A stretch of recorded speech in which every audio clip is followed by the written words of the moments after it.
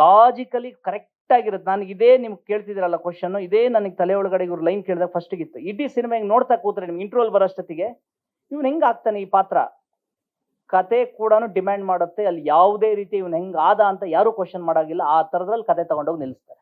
ಇವನೇ ಆಗ್ಲೇಬೇಕು, ಆಗಿಲ್ಲ ಅಂದ್ರೆ ಇನ್ನೇನು ಪರಿಸ್ಥಿತಿ ಇಲ್ಲ ಅನ್ನೋ ರೀತಿಲಿ ಇದಾಗುತ್ತೆ. ಅದಾದ್ಮೇಲೆ ನಮ್ಮ ಸಿನಿಮಾದ ಆರ್ಟಿಸ್ಟ್ಗಳು, ಇಲ್ಲಿ ಎಸ್ಕಾಟ್ ಶ್ರೀನಿವಾಸ್ ಅವರು ಇದ್ದಾರೆ, ಅದಾದ್ಮೇಲೆ ನಮ್ಮ ಗಣೇಶ್ ರಾವ್ ಅವರು ಇದ್ದಾರೆ, ಆಮೇಲೆ ಹಳೆ ಆರ್ಟಿಸ್ಟು ತುಂಬಾ ಜನ ಸೀನಿಯರ್ ಆರ್ಟಿಸ್ಟ್ಗಳಿದ್ದಾರೆ.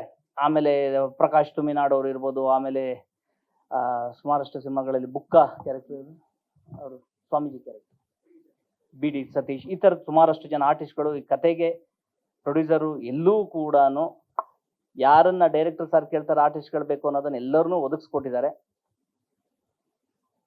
ಈ ಸಿನಿಮಾ ಖಂಡಿತವಾಗೂ ಒಂದು ಒಳ್ಳೆ ಸಿನಿಮಾ ಆಗಿ ಹೊರಗೆ ಬರುತ್ತೆ ಅನ್ನೋ ಒಂದು ದೊಡ್ಡ ಭರವಸೆ ನಂದು.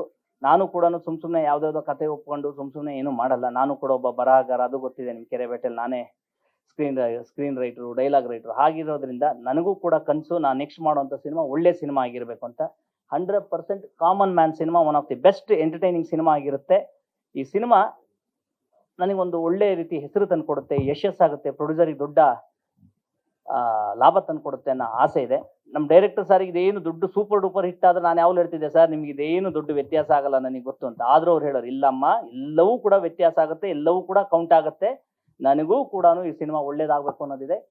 ಆಮೇಲೆ ಅವ್ರೊಂದು ಮಾತು ಹೇಳೋರು, ಒಂದೊಂದ್ಸರಿ ಶೂಟಿಂಗ್ ಸ್ಪಾಟಲ್ಲಿ ಎಲ್ಲರೂ ಹೋಗ್ತಾ, ಅದು ಇತ್ತೀಚೆಗೆ ಲಾಸ್ಟ್ ಬರೋ ಅಷ್ಟೊತ್ತಿಗೆ, ಇಲ್ಲಮ್ಮ ಈ ಸಿನಿಮಾ ಓಪನಿಂಗ್ ತಗೊಳುತ್ತೆ ಅಂತ. ನಾನು ಹಂಗೆ ಹೇಳಿದೆ, ಅಲ್ಲ ಸರ್ ಅದು ಹೆಂಗ್ ಸರ್, ಇವತ್ತಿನ ಪರಿಸ್ಥಿತಿ ಥಿಯೇಟ್ರಿಗೆ ಜನನೇ ಬರಲ್ಲ ಅಂತದ್ರಲ್ಲಿ ಹೆಂಗ್ ಸರ್ ಓಪನಿಂಗ್ ತಗೊಳುತ್ತೆ ಅಂತ. ಆದ್ರೂ ಇಲ್ಲಮ್ಮ ನನಗೊಂದು ಸೆನ್ಸ್ ಇದೆ, ಈ ಸಿನಿಮಾ ಕಾಮನ್ ಮ್ಯಾನು 100ಕ್ಕೆ 100 ಓಪನಿಂಗ್ ತಗೊಳ್ಳೋ ಸಿನಿಮಾ ಆಗುತ್ತೆ, ಬೇಕಾದ್ರೆ ನೋಡ್ತಾ ಇರೋ, ನಿನಗೆ ತುಂಬಾ ಒಳ್ಳೆ ಹೆಸರು ತಂದ್ಕೊಡುತ್ತೆ ಅಂತ ಹೇಳಿ. ಆಮೇಲೆ ಈ ಸಿನಿಮಾ ಪಾತ್ರನ ತುಂಬಾ ಇಷ್ಟಪಟ್ಟು ಮಾಡಿದೀನಿ, ತುಂಬಾ ಗತ್ತಾಗಿ ಮಾಡಿದೀವಿ. ಎರಡೂ ಪಾತ್ರನ ನನಗೆ ಖುಷಿ ಇದೆ. ಇಲ್ಲ ಈ ಸಿನಿಮಾಗೆ ನಾನು ಖಂಡಿತವಾಗಿ ಇನ್ನೊಂದ್ಸರಿ ಫಿಲ್ಮ್ ಫೇರ್ ಬಂದ್ರು ಆಶ್ಚರ್ಯ ಇಲ್ಲ, ಸಿನಿಮಾ ಚೆನ್ನಾಗಾದ್ರೆ ಅಂದ್ರೆ ಅಷ್ಟರ ಮಟ್ಟಿಗೆ ಖಂಡಿತವಾಗೂ ನ್ಯಾಯ ಒದಗಿಸೋ ಅಂತ ಇದನ್ನ ಮಾಡಿದ್ದೀನಿ. ಆಮೇಲೆ ಸಿನಿಮಾದ ಡೈಲಾಗ್ ರೈಟರ್ ಶೈಲೇಶ್ ಅಂತ ಹೇಳಿ ತುಂಬಾ ಚೆನ್ನಾಗಿ ಮಾಡಿದಾರೆ. ಅಂದ್ರೆ ಒಂದು ಹ್ಯೂಮರ್ ಅನ್ನ ಮತ್ತೆ ಒಂದು ಕಮರ್ಷಿಯಲ್ನ ಎರಡನ್ನೂ ಬ್ಯಾಲೆನ್ಸ್ ಮಾಡಿ ಡೈರೆಕ್ಟರ್ ಜೊತೆ ಕೋಆರ್ಡಿನೇಟ್ ಆಗಿ ತುಂಬಾ ಚೆನ್ನಾಗಿ ಮಾಡಿದ್ದಾರೆ. ಬೆಂಗಳೂರು ಟ್ರಾಫಿಕ್ ಮೇಲೆ ಎಷ್ಟೇ ಕೋಪ ಇದ್ರೂ ಜನ ರಸ್ತೆಗೆ ಇಳಿಲೇಬೇಕು ಡ್ಯೂಡ್ ಅಂತ. ಹಾಗೇನೆ ದೊಡ್ಡ ಸಿನಿಮಾ ಇರಲಿ, ಸಣ್ಣ ಸಿನಿಮಾ ಇರಲಿ, ಸ್ಟಾರ್ಸ್ ಇರಲಿ, ಹೊಸಬ್ರದಿರಲಿ, ನಮ್ಮಂತ ಮಿಡ್ಲ್ ಇದ್ರವ್ರು ಇರಲಿ, ಎಲ್ಲರೂ ಕೂಡ ಫೈನಲಿ ಥಿಯೇಟರ್ ಅನ್ನೋ ಮಹಾಪ್ರಭು ಎದುರುಗಡೆ ಬರಬೇಕು, ಅಲ್ಲಿ ರಿಸಲ್ಟ್ ಅನ್ನ ಪಡ್ಕೊಂಡು ಚೆನ್ನಾಗಿಲ್ವೋ ಏನು ಅನ್ನೋದ್ರಲ್ಲಿಂದ ಹೊರಡ್ತಾರೆ.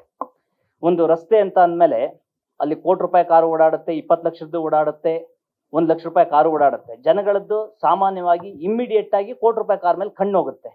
ಅದೇ ಅದರ ಪಕ್ಕದಲ್ಲಿ ಒಂದು ಸಣ್ಣದೊಂದು ಮಾರುತಿ 800 ಬರುತ್ತೆ, ಅಷ್ಟು ಸುಲಭಕ್ಕೆ ಅದ್ರ ಮೇಲೆ ಕಣ್ಣು ಹೋಗಲ್ಲ. ಆದ್ರೆ ಅದರೊಳಗೆ ಕೂತಿರುವಂತ ವ್ಯಕ್ತಿಗಳು ಆಸಕ್ತಿದಾಯಕ ವಿಚಾರಗಳಿದ್ರೆ ಅದ್ರ ಮೇಲೆ ನಿಧಾನವಾಗಿ ಕಣ್ಣು ಹೋಗುತ್ತೆ. ನಮ್ಮ ಸಿನಿಮಾ ಕೂಡ ಹೋ ಅನ್ನೋ ತರ 100 ಕೋಟಿ ಬಜೆಟ್ದಲ್ಲ, ನಮ್ಮ ಸಿನಿಮಾ ಜಾತ್ರೆ ಸಿನಿಮಾ ಅಲ್ಲ, ಈ ಸಿನಿಮಾ ಕಂಟೆಂಟ್ ಸಿನಿಮಾ. 100% ಇದೊಂದು ಗೆಲುವಿಗೆ ಹತ್ತಿರದಲ್ಲಿರುವಂತ ಸಿನಿಮಾ. ಅದಕ್ಕೆ ನಿಮ್ಮ ಸಹಕಾರ ಬೇಕು. ಯಾಕೆಂತಂದ್ರೆ ಇವತ್ತು ಹೇಗಾಗಿದೆ ಅಂದ್ರೆ, ಒಂದಿಷ್ಟು ಜನ ಆಡಿಯನ್ಸಿಗೆ ಸಿನಿಮಾ ನೋಡ್ಬೇಕು ಅಂತ ಇದೆ, ಇನ್ನೊಂದಿಷ್ಟು ಜನಕ್ಕೆ ನಾವು ಒಳ್ಳೆ ಸಿನಿಮಾ ಮಾಡಿದೀವಿ ಅಂತ ಇದೆ.